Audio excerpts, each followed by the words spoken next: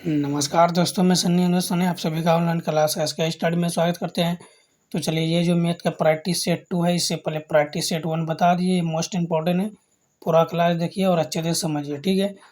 भुवन के वेतन में पहले 16% की कमी की गई और बाद में 25% की वृद्धि की गई। उसके वेतन में हुए शुद्ध प्रतिशत परिवर्तन ज्ञात कीजिए, ठीक है। तो इसमें पूछा क्या गया, अच्छे तरीके से समझिए। ये क्वेश्चन जो है ग्रुप डी 2022 में पूछा गया, ठीक है। तो देखिए, भुवन के वेतन में पहले क्या किया गया, 16% की कमी, ठीक है। फिर बाद में जो है 25% की वृद्धि हुई है, ठीक।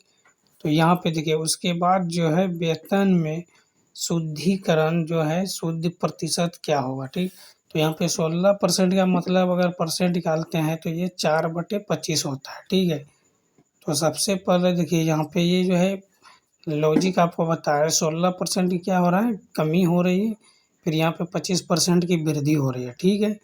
तो कमी और वृद्धि, इसका 2 ट्रिक है बनाने का। पहला है रेशियो के द्वारा, ठीक है। रेशियो के द्वारा ये बनेगा, और दूसरा क्या है, फार्मूला के द्वारा, ठीक है। तो यहाँ पे अच्छे तरीके से देखिए, ठीक है। ये रेशियो मेथड हो गया और ये फिर फार्मूला मेथड, ठीक। तो ये 2 तरीके से बनेगा। तो चलिए, दोनों तरीके से आपको बेसिक से बता रहे हैं, तो अच्छे तरीके से पढ़िए और समझिए, ठीक है। चलिए, यहाँ पे देखिए फार्मूले की मदद से देखिए इसका फार्मूला क्या होता है, अच्छे तरीके से समझिए।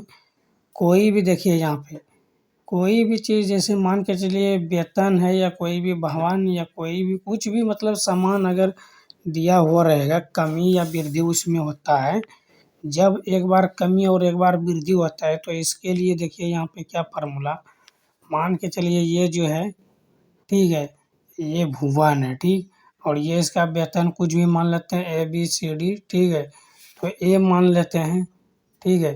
तो यहाँ पे अच्छे तरीके से आपको डायग्राम बना के भी समझा रहे हैं। कोई भी डाउट है तो आप कमेंट कर सकते हैं, ठीक। तो ये हो गया इसका वेतन। यहाँ पे मान के चलिए ये काम कर रहा है, ठीक है। तो अच्छे तरीके से समझते हैं। चलिए, इसका फार्मूला हम लोग क्या लिखेंगे ये देखिए, पहले सबसे पहले कमी या वृद्धि, ठीक है। प्रतिशत में कमी या वृद्धि बराबर ए, ठीक है। ये हो गया ए और ये हो गया इसका बी, ठीक है। तो ए माइनस बी, ठीक। और माइनस ए इंटू बी बटे 100, ठीक। तो यहाँ पे अगर कमी और वृद्धि पूछेगा तब, अगर वृद्धि और कमी रहेगा फिर प्लस हो जाएगा, ठीक। तो ये फार्मूले के मदद से हम बनाइएगा, और ये रेशियो दोनों मेथड आपको बताएंगे। चलिए, ए के जगह पे 16 को रख दीजिए, ठीक है।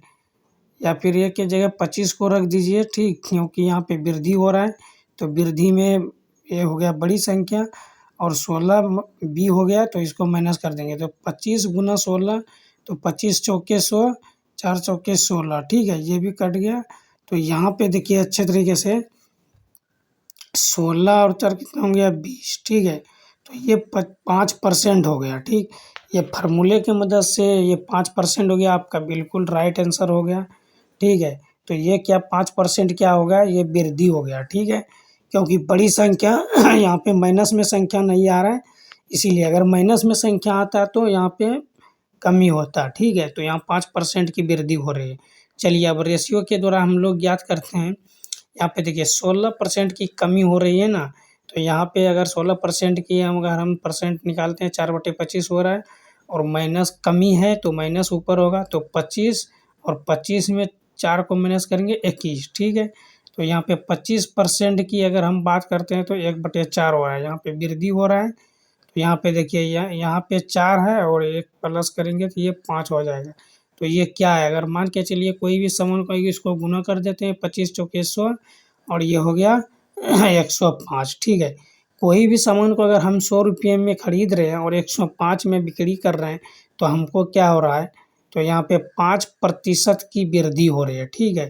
तो ये 5% की वृद्धि हो रही है। तो ये रहा रेशियो वाला लॉजिक।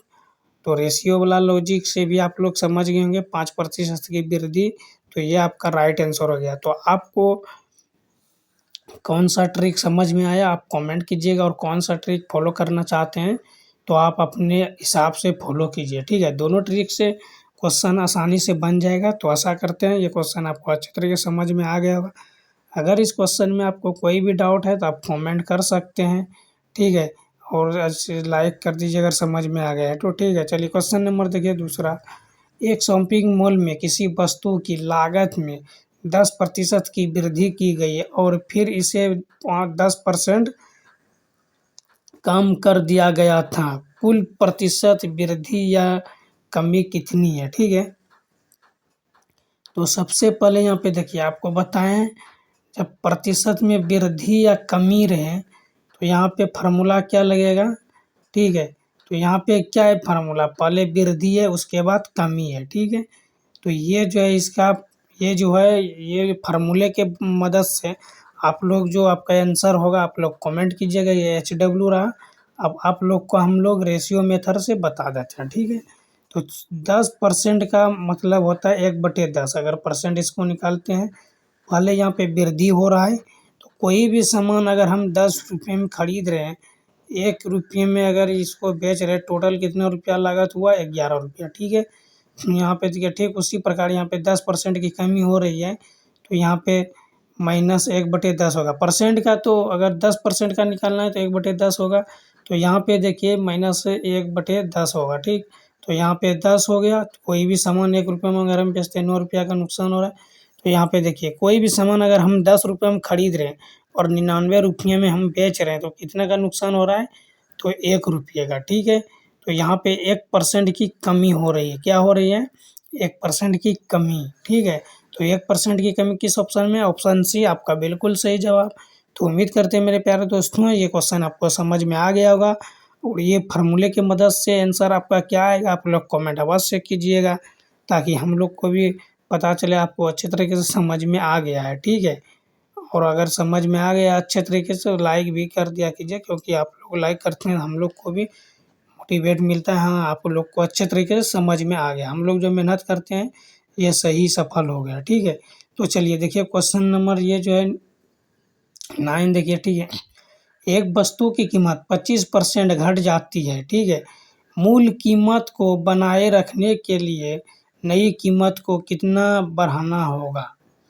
तो नई कीमत को बढ़ाने के लिए सबसे पहले 25% जो है अगर इसको हम लोग लिखेंगे या इसका वैल्यू निकालेंगे तो 25% का वैल्यू क्या होता है?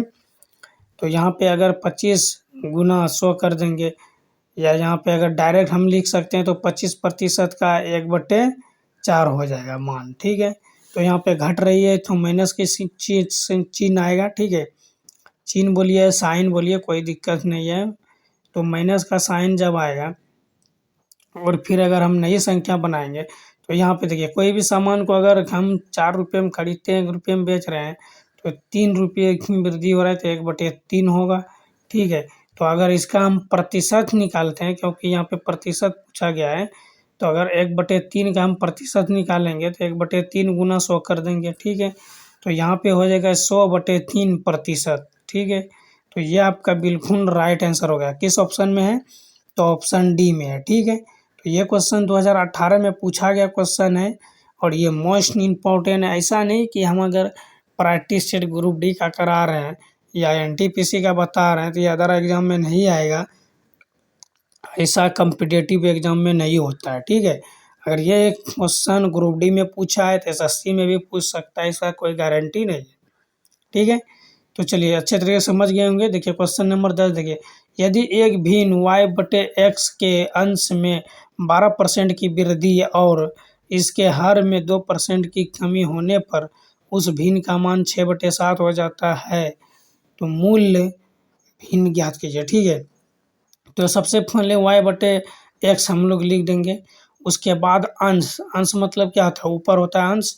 तो 12% की वृद्धि, तो यहाँ पे गुना कर देंगे 112 से। टोटल परसेंट का मतलब होता है 100। अगर 12% की वृद्धि हो रहा है तो 112 से वृद्धि हो रहा है। और यहाँ पे हर मतलब नीचे। ठीक है। तो यहाँ पे 2% की कमी, तो परसेंट का मतलब होता है 100, 2 में पल माइनस कर देंगे, 100 में 2 को माइनस करेंगे 98, तो 98% हो गया। और यहाँ पे बराबर भिन्न पूछा, तो भिन्न क्या है? 6/7। तो यहाँ पे आपको आसानी से कटाने का तरीका, परसेंटेज से परसेंटेज कटा दीजिए और ये हो गया 74 72 से। ठीक है। 74 98 और 14 8 72 से ये कट गया 112 भी कट कैंसिल हो गया, बचा 4, तो ये 4 दूना 8 हो गया और 3 दूना 6। तो y बराबर क्या हो गया, y बराबर y बटे एक्स, ठीक है, y बटे एक्स बराबर 3/4, ठीक। तो y का वैल्यू हो गया 3 और x का वैल्यू 4, तो option A is the right answer. तो उम्मीद करते हैं मेरे प्यारे दोस्तों ये क्वेश्चन समझ में आ गया होगा। चलिए क्वेश्चन नंबर 11 देखिए। अच्युत 25,000 का निवेश कर एक चाय की दुकान खोलता है। वह इस राशि का 30% दुकान की फैंसिंग पर और 20% दुकान के अनावश्यक सामग्री खरीदने में खर्च करता है। अपनी दुकान के लिए बाकी के सामान खरीदने के लिए अब उसके पास कितने रुपये बचे हैं, ठीक है। तो सबसे पहले देखिए अच्युत जो है ये 25,000 का निवेश कर रहा है, ठीक है। और उसके बाद क्या है, इस राशि का 30% दुकान में फर्निशिंग कर रहा है, ठीक है। और उसके बाद जो है 20% दुकान के लिए अन्य सामान खरीद रहा है। ये दोस्तों ये जो 25,000 है इसका जो है 50% ये इधर खर्च कर दिया, ठीक है, बचा 50%। तो चलिए इसको अच्छे तरीके से हम लोग सॉल्यूशन करते हैं और बिल्कुल आसानी से आपको बता देंगे, बेसिक तरीके से आपको समझ में भी अच्छे तरीके से आ जाएगा, ठीक है। तो यहाँ पे देखिए इसको जो है अगर ये 50% खर्च कर दिया, बचा क्या 50%, तो यहाँ पे 12,500 हो जाएगा। ऑप्शन है आपका बिल्कुल सही जवाब। तो उम्मीद करते हैं मेरे प्यारे दोस्तों ये क्वेश्चन समझ में आ गया होगा। चलिए क्वेश्चन नंबर 12 देखिए। 1 बिलियन में पानी की 320 ग्राम मात्रा में सामान्य नमक की मात्रा 31 ग्राम है। द्रव्यमान प्रतिशत द्वारा द्रव्यमान के संबंध में विलयन की सांद्रता की प्रतिशत ज्ञात कीजिए। तो ये क्वेश्चन का जवाब आप लोग कमेंट कीजिएगा। ये क्वेश्चन आप लोग के लिए होमवर्क रहा।